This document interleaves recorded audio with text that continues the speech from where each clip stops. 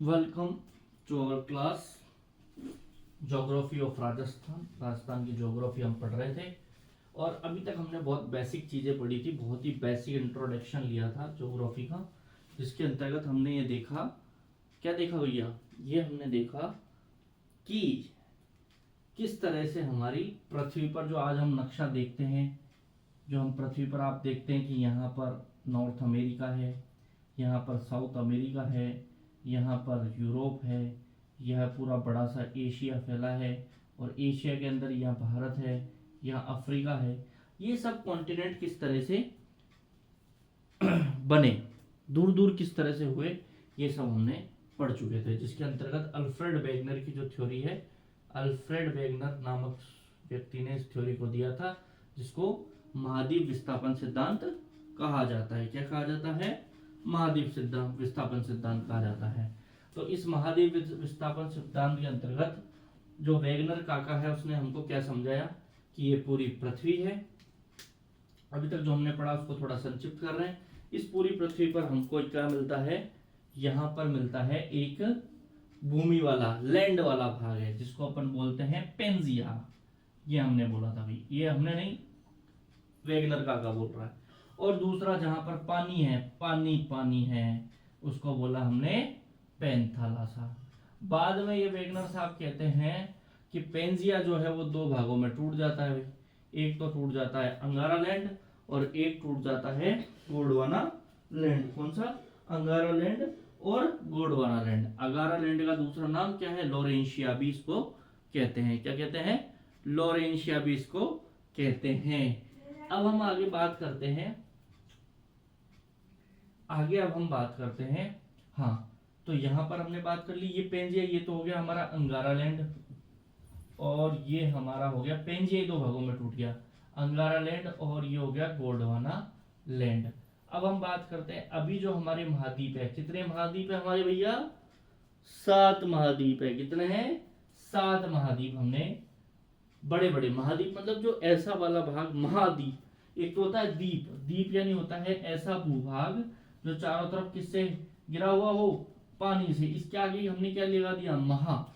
बड़ा भूभाग जो चारों तरफ पानी से गिरा हुआ हो, महाद्वीप। और ऐसे हमें बड़े 7 भूभाग दिखाई देते हैं, जिसमें से हम बात करें सबसे पहले नॉर्थ अमेरिका। नॉर्थ अमेरिका, उत्तरी अमेरिका, ये किसका भाग है भैया? नॉर्थ अमेरिका भाग है अंगारा लैंड का, तो मैंने लिख दिया अंगारा लैंड। इसके बाद हम बात करें यूरोप। यूरोप किसका भाग है? तो ये भी अंगारा लैंड का है, बताया था मैंने।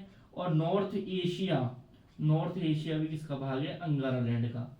बाकी नीचे वाली जो कंट्रियां हैं, जिसके अंतर्गत साउथ अमेरिका आता है, साउथ अमेरिका के बाद अफ्रीका आता है, अफ्रीका के बाद साउथ एशिया आता है, और उसके बाद हमने बात करी थी, साउथ एशिया के बाद हमने बात करी थी ऑस्ट्रेलिया आता है, और उसके बाद हमने अंटार्कटिका की बात करी थी। ये सब किसके भाग है? गोंडवाना लैंड के भाग है भैया। किसके भाग है भैया? गोंडवाना लैंड के भाग हैं। चलिए, यहां तक की कहानी हमने समझ ली थी। अब हम आगे की कहानी को समझने की कोशिश करेंगे। यहां तक के हमको समझ में आ गया।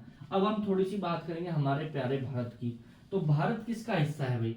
भारत पर हमने डिस्कशन किया, तो भारत जो है किस तरह से मैप के अंतर्गत आता है, हमने देखा था भारत को। तो एशिया, ये हमारी भूमध्य रेखा है, भूमध्य रेखा से ऊपर भारत आता है यहाँ पर, और यहाँ पर ये एशिया से इस तरह से भारत बना हुआ है। तो भारत जो है, भारत का जो प्रायद्वीपीय वाला भाग है, जो नीचे वाला जो भाग है, ये वाला भाग जो है भारत का, ये तो है गोंडवाना लैंड का हिस्सा। किसका है? गोंडवाना लैंड का हिस्सा है। और ऊपर वाला भाग मैंने बताया था कि जब दोनों पेंजिया के दो भाग टूटे, अंगारा लैंड और गोंडवाना लैंड, तो उनके बीच में एक भूसन्नति पैदा हो गई, और उस भूसन्नति में जल भर गया। जल भर गया तो क्या बन गया? सागर बन गया। जल भर गया तो क्या बन गया? सागर बन गया। और उस सागर को वेगनर काका ने क्या नाम दे दिया भैया? टेथिस सागर नाम दे दिया। क्या दे दिया? टेथिस सागर नाम दे दिया। तो इस टेथिस सागर पे हमारा क्या बना हुआ है? इस टेथिस सागर, ये जो ऊपर वाला भारत का भाग है, जिसको हम बोलते हैं हिमालय, क्या बोलते हैं? हिमालय। जिसके अंतर्गत आता है एक तो हिमालय, एक आता है थार का मरुस्थल, या अपन उसको पूरा कहते हैं मैदानी भाग। ये दोनों जो क्षेत्र है हमारे, ये किस पर बने हुए हैं? तैतीस सागर पर बने हुए हैं। तो भारत के भी जो भूभाग हैं वो किसके, कौन से? गोंडवाना लैंड के भाग हैं और तैतीस सागर के भाग हैं। अंगारा लैंड का कोई भी हिस्सा भारत के अंतर्गत नहीं आता है। तो जब हम राजस्थान की उत्पत्ति पढ़ेंगे तो भी हमको ये बात समझनी है कि भाई राजस्थान की उत्पत्ति में भी हमें समझना है कि अंगारा लैंड का कोई भी भाग नहीं आएगा। राजस्थान की जितनी भी भूमि है वो किससे बनी हुई होगी? या तो तैतीस सागर से बनी हुई होगी या फिर किससे बनी हुई होगी? गोंडवाना लैंड से बनी हुई होगी। ठीक है, अब हम आगे बढ़ जाते हैं। अब हम आज एक नया बेसिक कंसेप्ट सीखेंगे और वो बहुत इंपॉर्टेंट है ज्योग्राफी के लिए, बहुत ही ज्यादा इंपॉर्टेंट है और बच्चे बहुत ज्यादा कंफ्यूजन होते हैं और बहुत सिंपल सा कंसेप्ट है वो। और वो कंसेप्ट है दिशा का, कि हम डायरेक्शन कैसे देखें। मैं कहूंगा उत्तर दिशा, उत्तर पूर्व, तो कंफ्यूज हो जाता है बच्चा, उत्तर पूर्व किधर है भाई? दक्षिण पश्चिम किधर है? बच्चा कंफ्यूज हो जाता है किधर है भाई। हम जब बात करेंगे आगे ज्योग्राफी में, इन टर्म्स को हम अभी ही सीख कर चलेंगे ताकि हमें दिक्कत नहीं आए। कोई भी चीज है, जैसे ये आपका पेज है, ये हमारा बोर्ड है या ये हम पेज मान लेते हैं, तो जिधर हमारी सर की दिशा, इसका पॉइंट ये मान लेते हैं हम, और इस पॉइंट से अगर हम ऊपर की तरफ जा रहे हैं तो ये कौन सी दिशा होगी? नॉर्थ दिशा होगी। जहां हमारा सिर है, सिर की दिशा में तो कौन सी होगी? उत्तर दिशा होगी। मैं उसको उत्तर लिख देता हूं या फिर नॉर्थ एन से डिसाइड कर देता हूं। ठीक है, जहां हमारे पैर है, जहां नीचे है, नीचे की तरफ है, वो हमारी कौन सी दिशा होगी भैया? साउथ दिशा होगी। यहां तक भी बच्चा कर लेता है, नॉर्थ साउथ पता कर लेता है, लेकिन दिक्कत उसको कहां आती है? ईस्ट और वेस्ट पता करने में। कहां पर आती है? ईस्ट और वेस्ट पता करने में। तो इस पॉइंट के इधर अपन जाएंगे, सीधे हाथ की तरफ। हमेशा ध्यान रखना, जिधर राइट हैंड है वो हमारा क्या होगा? वो ईस्ट होगा, और जो हमारा लेफ्ट हैंड है वो हमारा क्या होगा भैया? वेस्ट होगा। वो हमारा क्या होगा? वेस्ट होगा। हिंदी में लिखूं तो ये तो दक्षिण होगा, और ये हमारा पूर्व होगा, और ये हमारा पश्चिम होगा। मैं फिर कह रहा हूं बहुत बेसिक है लेकिन नहीं पढ़ पाते हम। जब मैं पूछूं उत्तर पूर्व किधर है, तो उत्तर पूर्व की दिशा आप मुझे बताएंगे किधर है? क्या आप बताना चाहेंगे उत्तर पूर्व किधर है? उत्तर पूर्व की दिशा, ये वाला जो क्षेत्र है, ये वाला जो संक्रमण है, ये उत्तर पूर्व को दिशाता है। मैं पूछ लूं दक्षिण पूर्व किधर है, तो दक्षिण पूर्व, अगर तो पहले दक्षिण में जाइए, और पूर्व ये है तो दक्षिण पूर्व वाला क्षेत्र ये वाला है। इस तरह हमको ये दिशाओं का ज्ञान होना चाहिए। ईस्ट वेस्ट का जरूर ध्यान रखें भैया, ईस्ट वेस्ट किस साइड होता है, ईस्ट वेस्ट का जरूर ध्यान अपन को रखना है। ईस्ट हमेशा पन्ने पर जो हमारी दिशा है उससे राइट हैंड की तरफ, और वेस्ट जो है हमेशा लेफ्ट हैंड की तरफ होता है। वेस्ट किधर होता है? लेफ्ट हैंड की तरफ होता है। ये बात समझ में आ गई? अब हम बात करेंगे, थोड़ी सी और बात हम विशेष करेंगे, that is very very important, और बहुत ही अच्छी अच्छी बातें हम सीखने की और आगे बढ़ते जा रहे हैं। ये बात समझ में आ गई भाई? हमेशा सिर के ऊपर तो नॉर्थ रहेगा, पैरों की तरफ दक्षिण रहेगा, सीधे हाथ की तरफ पूर्व रहेगा, और उल्टे हाथ की तरफ पश्चिम रहेगा। और इन्हीं को देख लेना। फिर उत्तर पूर्व बोले तो इस साइड में, अगर उत्तर पश्चिम बोले तो इस साइड में, उत्तर दक्षिण पश्चिम दक्षिण पश्चिम बोले तो इस साइड में आएंगे। इस बेसिक कंसेप्ट को ध्यान रखना, अभी हम यूज करेंगे इसका, क्योंकि आने वाली ज्योग्राफी में जब हम पढ़ेंगे कि भाई घग्गर नदी की ढाल कहाँ से कहाँ पर है राजस्थान में, तो हम बात करेंगे भाई घग्गर नदी यहाँ से यहाँ बहती है, तब हम बोलेंगे उत्तर पूर्व से दक्षिण पश्चिम की ओर बहती है, तो बच्चा घूम जाता है वहीं कि कहाँ उत्तर पूर्व कहाँ दक्षिण पश्चिम। तो मैं अभी ही उस कंसेप्ट को लेके चल रहा हूँ और इस कंसेप्ट को हम अभी यूज करेंगे, इसलिए आप सब तैयार रहें, हमारी इस क्लास में तैयार रहें। ज्योग्राफी को हम पढ़ेंगे कहानियों के साथ, मैप के साथ, और बड़ा इंटरेस्टिंग सब्जेक्ट बनाएंगे। ज्योग्राफी को क्या बनाएंगे? इंटरेस्टिंग सब्जेक्ट बनाएंगे। अब हम बात करते हैं कुछ महत्वपूर्ण रेखाओं की। ये रेखाएं हमने क्यों बनाई है भाई? हमने ही बनाई है भाई, ये कोई धरती पे बनी हुई रेखाएं नहीं है। ये रेखाएं हमारे द्वारा ही बनाई गई है, और हमने पृथ्वी को पृथ्वी पर लोकेशन जानने के लिए कि हम कहाँ हैं, स्थिति को जानने के लिए, पृथ्वी हमारी स्थिति को जानने के लिए, क्योंकि हमें जैसे किसी भी व्यक्ति की स्थिति अगर हमको पता करनी है तो हमें क्या करना पड़ेगा, जैसे मैं यहाँ खड़ा हूँ, जिसकी स्थिति मुझे पता करनी है तो हम मुझे क्या करना पड़ेगा, इस बॉक्स की स्थिति पता करनी है तो इधर कहाँ पर है, ये इधर कहाँ पर है, उसको बॉक्स में बंद करना पड़ेगा ऐसे। तो ऐसे ही हमने पृथ्वी पर क्या है, रेखाएं खींच रखी है भैया। उस किसी भी चीज की स्थिति को जानने के लिए इन रेखाओं का हम उपयोग करेंगे। तो वो समझते हैं, देखो जैसे ये पृथ्वी है हमारी, ठीक है, ये पृथ्वी है भाई हमारी। तो इस पृथ्वी पर हमने क्या है, लेटी हुई जो रेखाएं हैं, लैटिट्यूडनल रेखाएं जिनको हम कहते हैं, लेटी हुई रेखाएं, ये लेटी हुई रेखा है भाई। ऐसे वृत्ताकार रेखाएं बना रखी है, ये पूरी पीछे तक घूम के आ रही है, देखो ऐसे, ये आपको दिखेगी नहीं क्योंकि ये 2D में है। ऐसे वृत्ताकार रेखाएं हैं, ये पूरी वृत्ताकार रेखा है। पृथ्वी गोल है तो गोल है पृथ्वी, तो इसके चारों तरफ ऐसे रेखाएं बना रखी है हमने, क्योंकि ये 2D में है इसलिए यह दिखेगी नहीं, इसलिए मैं सिंपल चार्ट पे बना रहा हूं ऐसे। तो ये हमारी रेखाएं हैं और इनको हमने कोण के एंगल के रूप में लिख रखी है, एंगल के रूप में इनको लिख रखा है। जैसे ये 0 डिग्री रेखा है, ये 23.5 डिग्री ऊपर जाए, मैंने बताया था, फिर मैं कह रहा हूं ऊपर सिर की तरफ जाएंगे तो क्या लिखा हुआ आएगा, नॉर्थ लिखा हुआ आएगा। देखो दिशाओं का यूज होने लग गया अभी। जैसे हम नीचे जाएंगे तो क्या आना चाहिए, ये दिशा कौन सी है, नॉर्थ है, ये कौन सी है, साउथ है, ये कौन सी होनी चाहिए सीधे हाथ पे, ये ईस्ट है, ये कौन सी होनी चाहिए, वेस्ट है। अब हम बताओ, मुझे ये बताओ, लेकिन हम नॉर्थ ईस्ट साउथ वेस्ट किसके आधार पर कर रहे हैं, ये मुझे बताएंगे कहीं।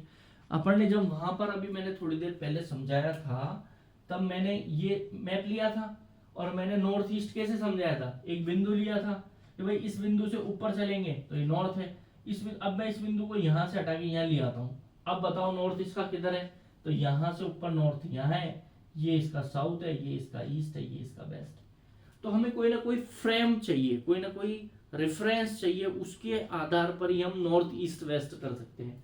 यहाँ पर फ्रेम हमारी क्या है, यहाँ पर फ्रेम हमारी है बिल्कुल बीचों बीच वाली जो रेखा है, पृथ्वी को जो 2 समान भागों में बांटती है, जिसको हम बोलते हैं भूमध्य रेखा। क्या बोलते हैं, भूमध्य रेखा। देखो नाम में ही छिपा हुआ है सारा खेल।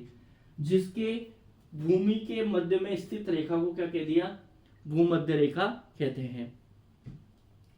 क्या कहते हैं, भूमध्य रेखा कहते हैं। और इसको हमने कितना डिग्री माना है, 0 डिग्री माना है। इससे ऊपर हमारा 1 degree, 2 degree, 3 degree, 10 degree, 23.5 degree. अभी समझेंगे 23.5 डिग्री बहुत इंपॉर्टेंट है। 23.5 डिग्री का खेल, 23.5 डिग्री का गेम बहुत इंपॉर्टेंट है भैया। ठीक है, समझ में आ रहा है ना भाई, बराबर। ज्यादा तेज तो नहीं हो रहा, ज्यादा तेज तो नहीं हो रहा भैया, आ रहा है समझ में। चलिए बढ़ते हैं आगे। अब हमारा गेम चलता है आगे, हम भूमध्य रेखा। अब हम इस भूमध्य रेखा के जो ऊपर है, हमने इसको फ्रेम मान लिया है। अब इसके जो ऊपर है उसको हम नॉर्थ बोलेंगे, इसके नीचे जो रेखा है उसको साउथ बोल देंगे। तो अगर इसके नीचे अगर हम एक और रेखा खींचे जो कि ये रहेगी 23.5 डिग्री। 23.5 डिग्री क्यों खींच रहे हैं समझाएंगे अभी, और इस रेखा का महत्व भी समझाएंगे, आगे बहुत काम आने वाली है ये। 23.5 डिग्री साउथ लिखेंगे। अब साउथ क्यों लिखा, साउथ क्यों लिखा भाई, साउथ इसलिए लिखा क्योंकि ये मध्य में है, इसके ऊपर जो है वो नॉर्थ दिशा है, इसके नीचे क्या है, साउथ दिशा है भाई। सिंपल, दिशाओं का बहुत इंपॉर्टेंट है, इसमें ही बच्चों को नहीं समझ में आता है, आगे तो दूर की बात है। अब ऐसे ही यहाँ पर ऊपर जो है एक रेखा और वृत्ताकार रेखा खींचेगी ऐसे ऐसे। ये जितनी भी है वेरी इंपॉर्टेंट क्वेश्चन पूछा जाता है कि हमारे पृथ्वी पर जो लॉन्गिट्यूड रेखाएं हैं, जितने भी अक्षांश है, लॉन्गिट्यूड या सॉरी लैटिट्यूड जो है, इनको अक्षांश रेखाएं बोलते हैं। अक्षांश अक्षांश अक्षांश अक्षांश कैसे लिखते हैं भाई, चलो देखें लगे। अक्षांश रेखाएं जितनी भी है हमारी, जो भी अक्षांश रेखाएं हैं, ये सब इनको क्या कहेंगे हम, अक्षांश रेखाएं कहते हैं। ये अक्षांश रेखाएं क्या है, नाम से तो ये रेखा है क्योंकि रेखा जैसी दिखती है ये, लेकिन ये वास्तविक में वृत्ताकार व्रत है। ये वास्तविक में क्या है, एक पूरा व्रत है ऐसे, ठीक है। लेकिन 2D पे हम क्या है, इनको रेखा के रूप में डिनोट करते हैं, इसलिए इनको क्या कह देते हैं, अक्षांश रेखा कह देते हैं। ठीक है, लेकिन वास्तविक में ये क्या है, वृत्त है। और ऊपर ही ऊपर जो है, जो सबसे जो छोटा वृत्त है वो पॉइंट है। सबसे छोटा वृत्त क्या है, पॉइंट है। वो हमारा क्या कहलाता है, नॉर्थ पोल कहलाता है। अभी तक तो हम राजस्थान ज्योग्राफी पे पहुंचे ही नहीं है भैया, अभी तो हम वर्ल्ड ज्योग्राफी पढ़ रहे हैं, बेसिक कंसेप्ट पढ़ रहे हैं। ऐसे ही साउथ में जाएंगे तो ये वाला जो सर्कल है, छोटा सा बिंदु, जो ये भी वृत्त, ये भी अक्षांश रेखा है। 0 डिग्री, ये जो है 90 डिग्री साउथ। ठीक है, 90 डिग्री साउथ, इसको हम बोल देते हैं साउथ पोल। क्या बोल देते हैं, साउथ पोल इसको बोल देते हैं। ठीक है, तो ये हमारी अक्षांश रेखाएं हैं। 23.5 डिग्री जो रेखा है इसको हम बोल देते हैं कर्क रेखा, इसका बड़ा महत्व है। और 23.5 डिग्री साउथ जो है इसको हम बोल देते हैं मकर रेखा। क्या बोल देते हैं, मकर रेखा। इसको क्या बोल देते हैं, मकर रेखा, इसको हम बोल देते हैं। ठीक है, अब जो कि भूमध्य रेखा जो है, हमने बात करी, ये भूमध्य रेखा है। इस भूमध्य, अब मैंने बताया ना, इसके ऊपर वाला है नॉर्थ, तो इस पूरे गोल, ये आधा गोला बना हुआ है, तो इसको हम पूरे ऊपर वाले को उत्तरी गोलार्ध बोल देते हैं। क्या बोल देते हैं, ये पूरा क्या है, उत्तरी गोलार्ध है भाई। और ऐसे ही नीचे वाला जो है, ये नीचे वाला यहां से लेके ये जो गोला बना हुआ है, इसको हम बोल देंगे दक्षिणी गोलार्ध। क्या बोल देंगे, दक्षिणी गोलार्ध। इसलिए तो हम क्या लिख रहे हैं, S S S, 23.5 degree S, 23.5, 90 degree S. ठीक है, यहां तक समझ में आ गई। चलो भाई, यहां तक हमारी बात समझ में आ जाती है।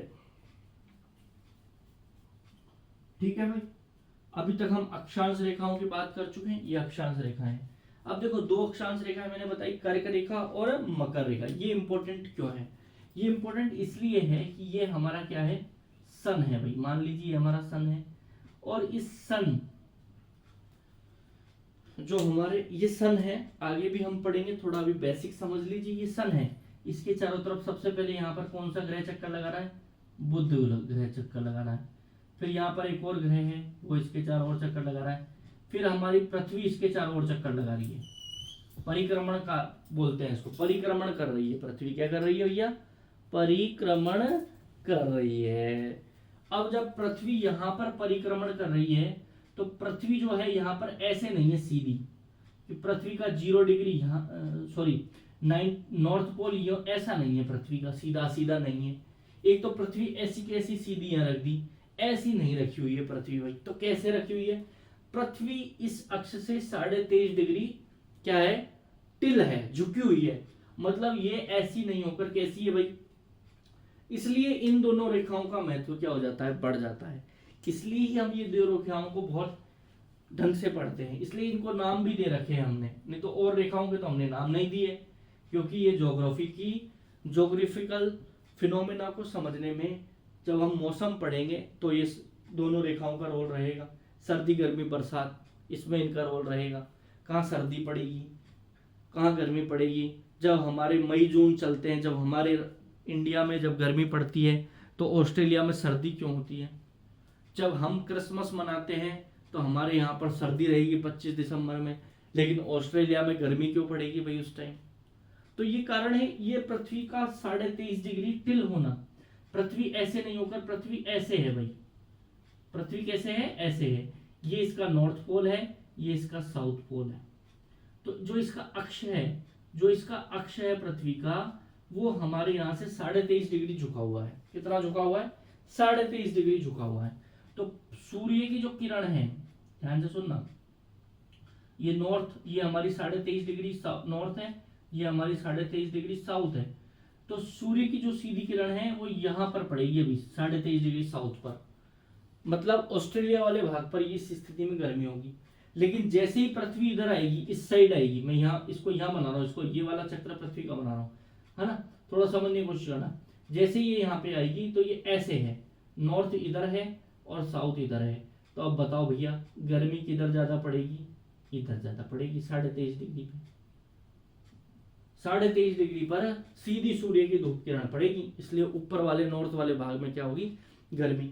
तो ये हमारे जून वाली स्थिति है, और ये हमारी अगर हम देखें तो दिसंबर वाली स्थिति है। तो समय के साथ, महीनों के साथ ऋतुओं में कैसे परिवर्तन होता है, उसमें भी इन रेखाओं, कर्क रेखा और मकर रेखा का रोल है। इस बात को ज्योग्राफी के फिनोमेना में समझना। अगर नहीं समझ में आए तो कल दोबारा क्लास में बताना, तब हम और डिटेल से मैं कोशिश करूंगा इसको समझाने की। अगर आ गया है तो बहुत अच्छी बात है, आप अच्छे विद्यार्थी हो। ठीक है, अब हम आगे बढ़ते हैं। अब हम बात करेंगे, हम बात कर चुके हैं, चलिए ये वाला कंसेप्ट मैं मिटा रहा हूं भाई, इसको ज्यादा लोड नहीं लेना है ना, इसको ज्यादा लोड नहीं लेना है। अब हमने क्या करा, पृथ्वी को ऐसे बांटा, ये हमारी पृथ्वी है, इस पृथ्वी के बीचों ही बीच में हमने भूमध्य रेखा खींच दी भाई।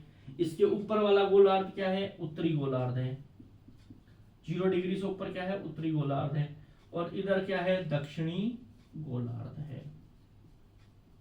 ठीक है भाई, ऐसा तो हम पहले भी कर चुके हैं, बताओ कहां किया था। अरे बेगनर काका ने बताया तो था कि पेंजिया 2 भागों में टूट गया, ऊपर बन गया क्या,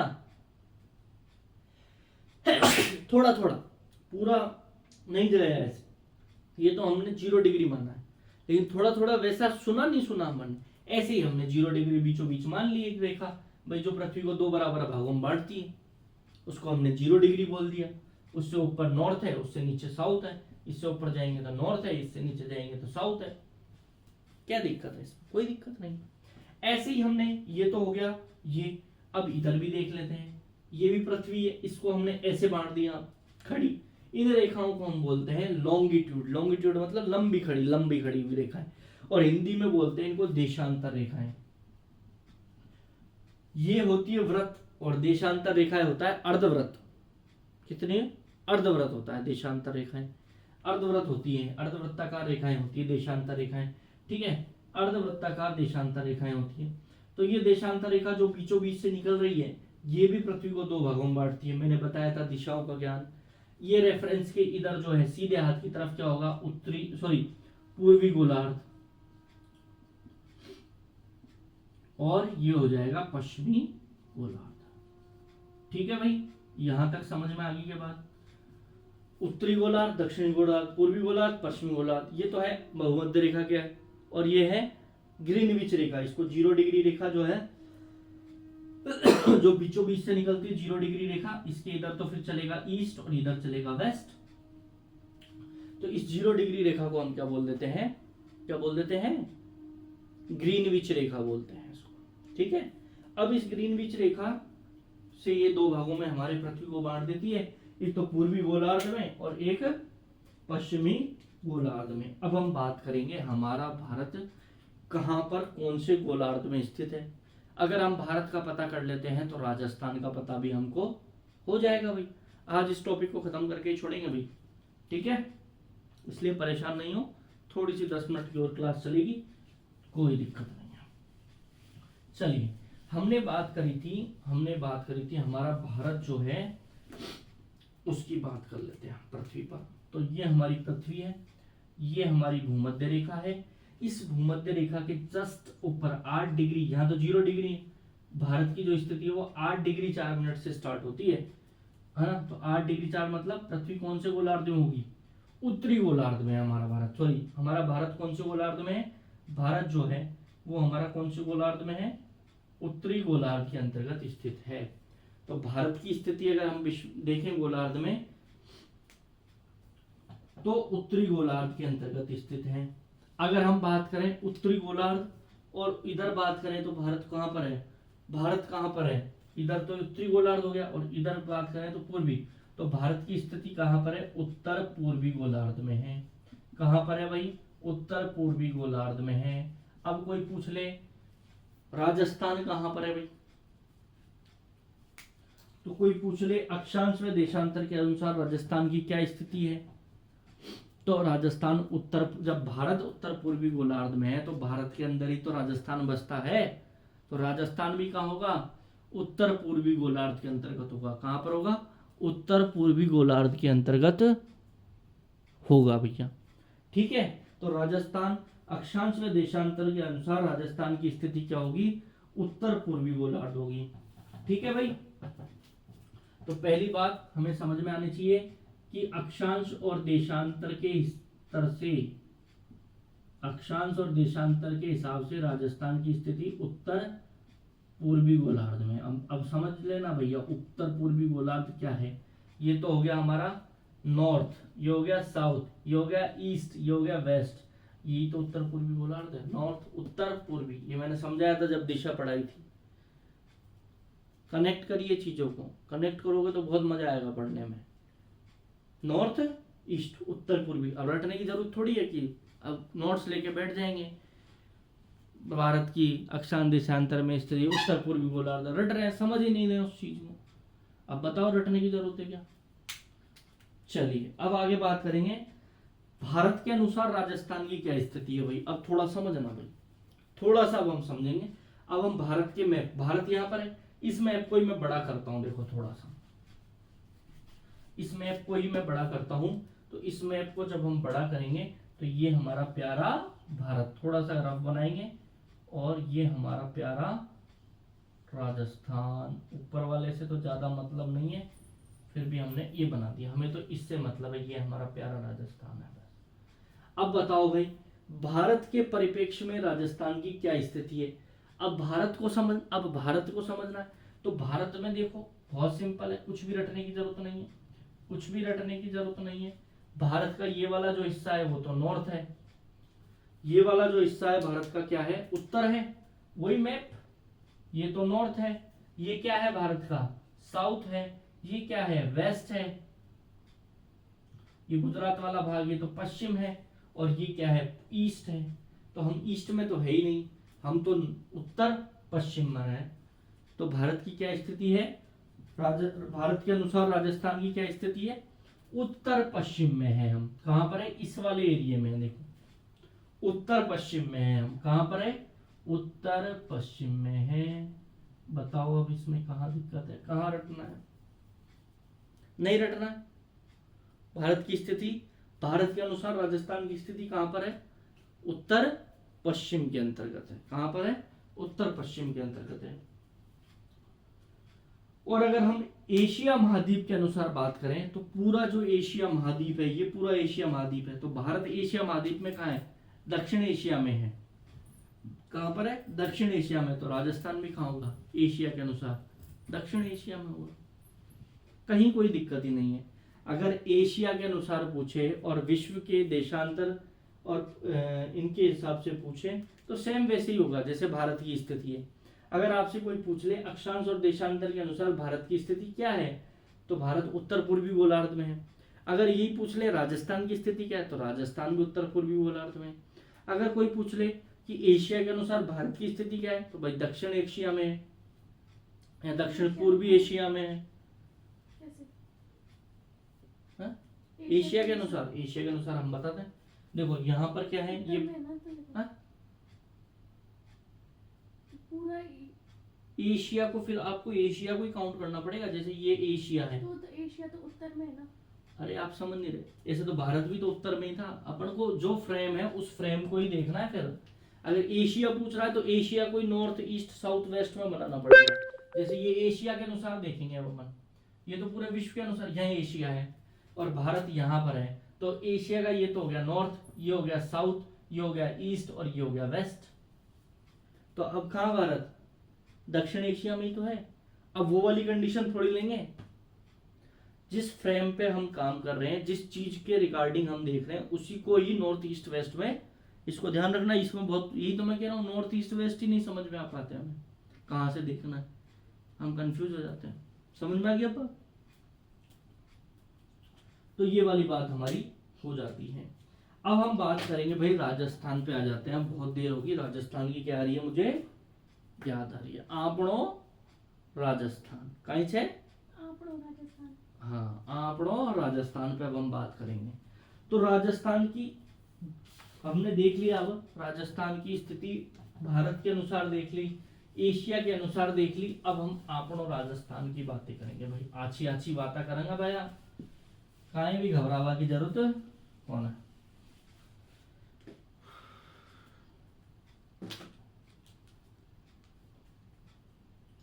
अब हम बात कर लेते हैं भाई, ये आपणो भारत, भारत देख ला थोड़ा सा एक बार और, जब और समझ में आ जाओ। या फिर आपणो राजस्थान की बात करेंगे, या आपणो भारत, राजस्थान ही बनाऊंगा मैं, पूरा भारत नहीं बनाऊंगा भैया ना। ये ये हमारा ये हो गया, ये हो गया, ये हो गया, इधर एशिया वाला पार्ट तो जाने दो, ये हमारा राजस्थान है भाई।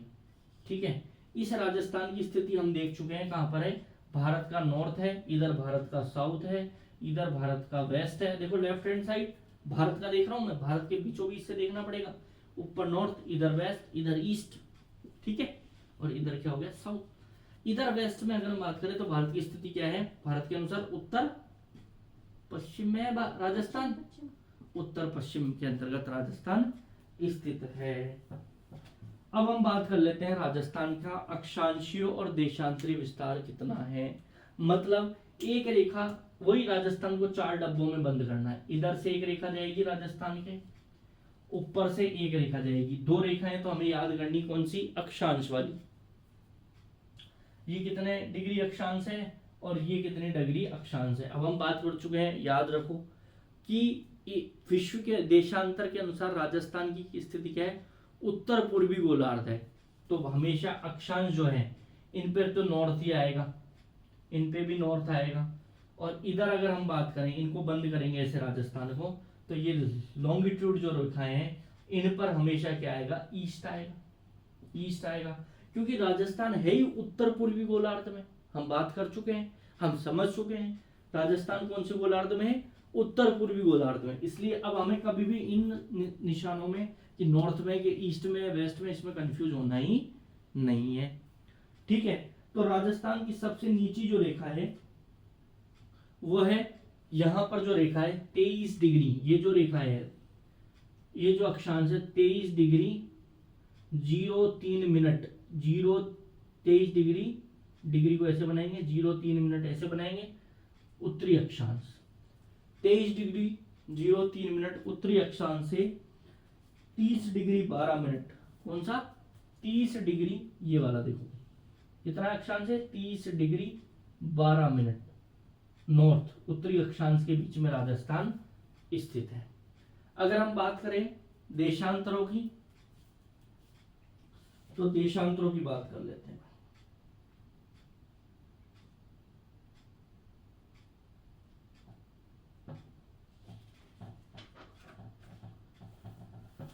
देशांतरों की बात कर लेते हैं भैया, देशांतरों की बात अपन को करनी है।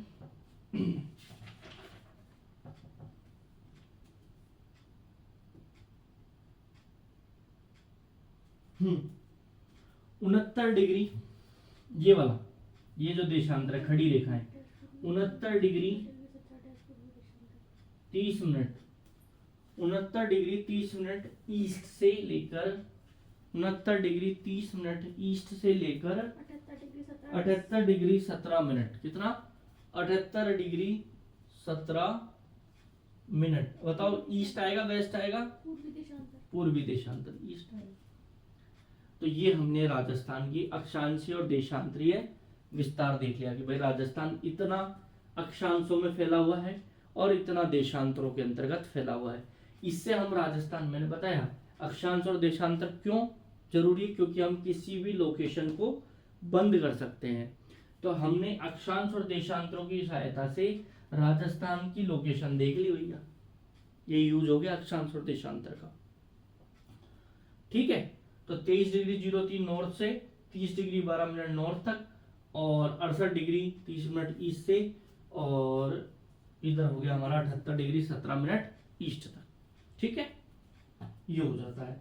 अब इसमें थोड़ी सी चीजें ये दे रखी है भाई कि अक्षांशीय विस्तार जो है, नीचे गांव के नाम और लिख रखे हैं, तो वो आप खुद देख लेना भाई। बोरकुंडा से चालू है, तहसील सज्जनगढ़, जिला बांसवाड़ा से, और श्री गंगानगर का कोणा गांव तक है भाई ये। ठीक है, कैसे दे रखा है भाई कि जो यहाँ पर जो ये बिंदु है, सबसे नीचे वाला गांव जो बिंदु है, इसको नाम दे रखा है, और ऊपर जो ऊपर है सबसे कोणा गांव है। तो भाई कौन सा गांव है, कोणा गांव, गांव का नाम है भाई। इस अक्षांश पर सबसे लास्ट गांव कौन सा पड़ता है, कोणा गांव पड़ता है, जो कि श्री गंगानगर जिले में है। और नीचे नीचे हम बात करें तो बोरकुंडा, नीचे नीचे बांसवाड़ा जिला है, तो यहाँ कौन सा गांव पड़ता है, बोरकुंडा गांव पड़ता है। अब ये तो याद रखने वाली चीज है भाई, इसमें समझने का कुछ भी नहीं है। ठीक है, उत्तर से दक्षिण लंबाई कितनी है भाई, 869 किलोमीटर है भाई, ये भी समझने की कोई चीज नहीं, याद रखनी है लंबाई को। सॉरी 826 किलोमीटर है। कितनी है?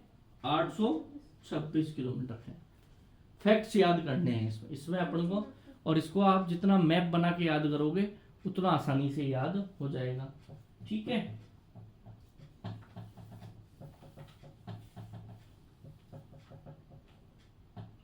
चलिए अब यहां तक हम बात कर चुके हैं। बहुत बढ़िया।